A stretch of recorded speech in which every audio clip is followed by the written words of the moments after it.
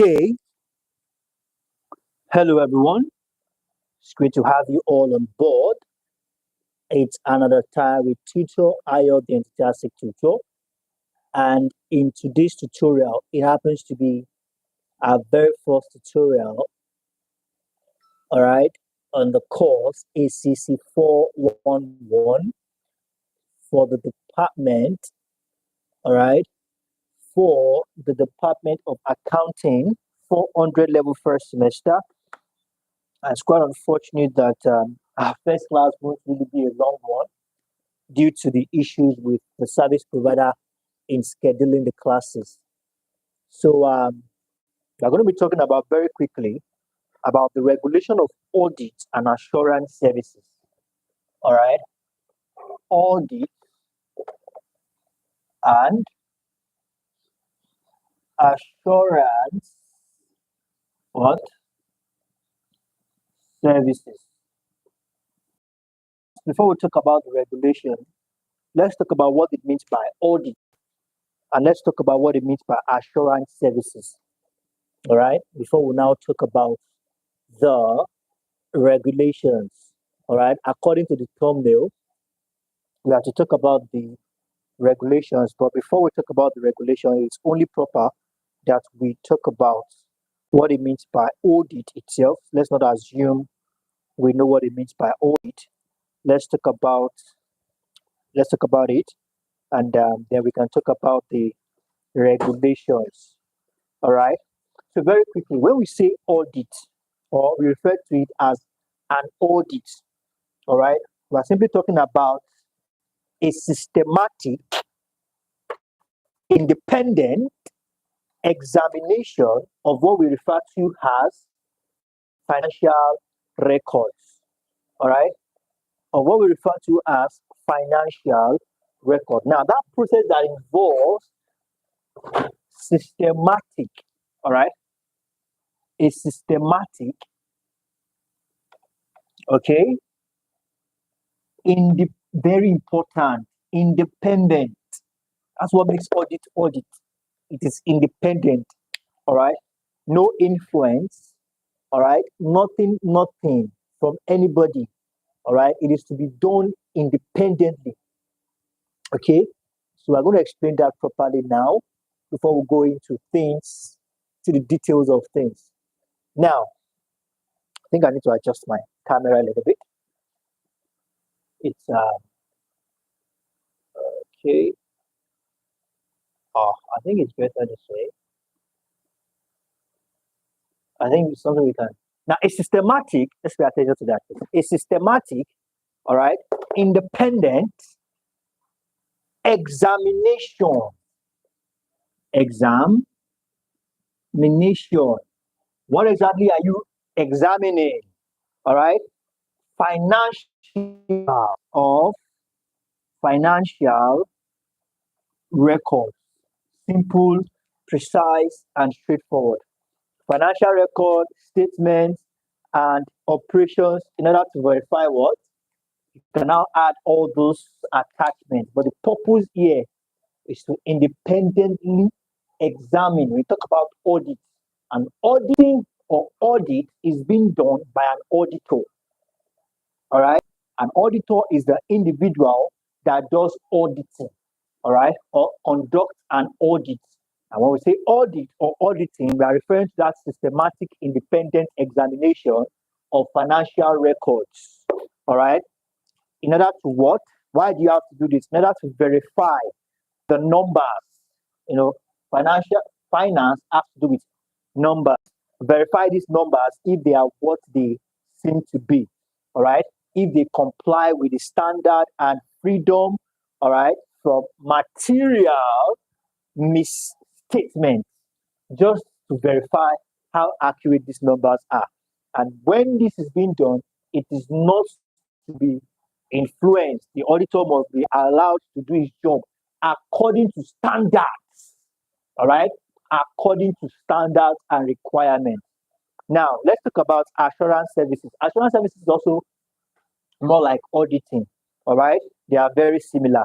Assurance services are auditing provisions, all right, Assurance services are auditing provisions of independent, objective assessment and evaluation of financial statements in order to determine their accuracy.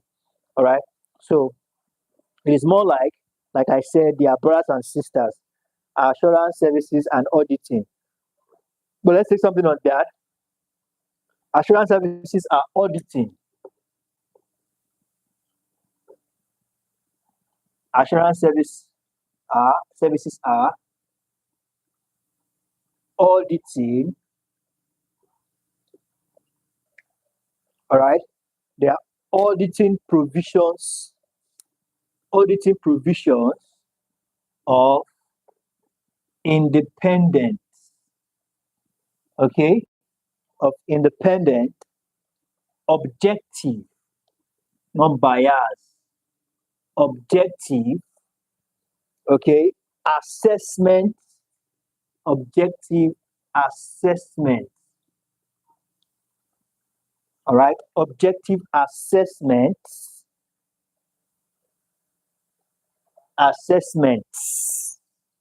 and evaluation. All right, evaluation.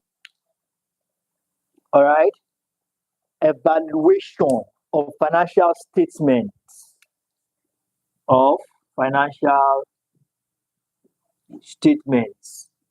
Okay, I can add one or two things for the purpose of verifying the accuracy and validity. So we have that as well. Like I apologized earlier, this class is not going to be a long one at all. It's going to be a pretty short one. But I assure us that the next class, hopefully the network will be on our side and we would have enough time. All right, but unfortunately, currently we don't have all that time. So now that I understand what it means by audits and assurance services, now let's talk about the need for regulating audit and assurance services. If audit and assurance services are so important to all organizations, all right, we definitely talk about finance. It's a serious thing, all right. Finance is the lubricant. That was in economics that echoed in other level second semester. We refer to finance as the lubricant, all right, the lubricant of a business. Without it, a business cannot exist. So even without it, it must not be too much, and it must not be missing. All right, it is what makes the business function. So when it comes to finance, very, very important. Serious attention is paid to it. So I want to quickly consider why audit and assurance needs certain regulation. So without further ado, talk about regulation, need for regulation. Now, audit and assurance services are regulated primarily for the public interest. All right, they are regulated primarily for the public interest.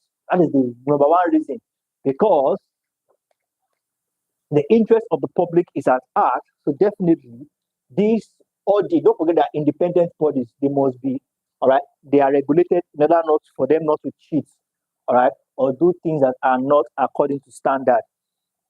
So now, one look into this. It says investors take economic decision on the basis of the credibility, all right, auditors lend to financial statements whenever they audit and certify the financial statements true and fair.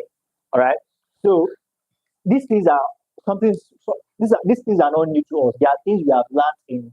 It's not 100 level second semester. It's 200 level first or second semester. All right. We are made to understand in economics that investors, shareholders, they are always waiting on one thing. They're always waiting on what we call financial statements. All right. They're always waiting on what we call financial statement or position. You can call them position or record. All right. They're always waiting on this. They want to know, is this company making money? What is their stock on the stock market? They are always wanting to know. Now you might be wondering why some companies flout their financial position, because they are trying to attract investors. So a company can make up numbers, all right? Investors might not really care about that. But when an auditor or an insurance service says that this is what this company is making, this is the financial position of this company, yes, they'll take it serious, because an auditor, all right, is an independent individual who is not influenced by the company, all right. And you see now why it is now important to regulate these auditors, because any decision they are making, it goes a long way. It's just like this, the Senate, all right, or the legislature making law in Nigeria. It's not just about them; it affects the whole country. So even them, even the lawmakers are being checkmated. So that's how it is with the auditors. Pay attention to what it says there. It says that um, okay, investors take economic decision on the basis on the credibility auditors lend to financial statements. Having noted that these auditors, all right, determine if the financial position of an organization is true or false, or true and fair. All right. Like I said, we're not going to be taking much time. It's already 9:26. So just 1 minute to go. Now that we understand why it's very important that um, these auditors must be regulated, let's quickly talk about the. Now, one thing I need to let you understand is that auditors therefore need to operate within ethical boundaries. All right. The regulation is basically because the regulating bodies must ensure that auditors, all right, are working between ethical boundaries and are complying to standards, laws, and regulations. Please let's take note of that. So let's stop here for today. So in our next class, we'll take it up from source of regulation. All right, we'll take it up from source of regulation. I apologize, it's pretty much a short class. Hopefully, our next class we'll have enough time and we can cover a lot of things, all right, together. Thank you very much, everyone. For those of us who are into this stream, please be informed that there's a private class where we walk you through everything. What we do on YouTube is just 30%. In that private class is where we restrict the 70% to, where you get the keynotes, practice questions, and one-on-one Telegram classes. If you want to join today, head straight to our official website, www.star.net. Reach out to me using the WhatsApp button on the top right corner, and I will guide you through that. Do have a wonderful evening, and bye for now.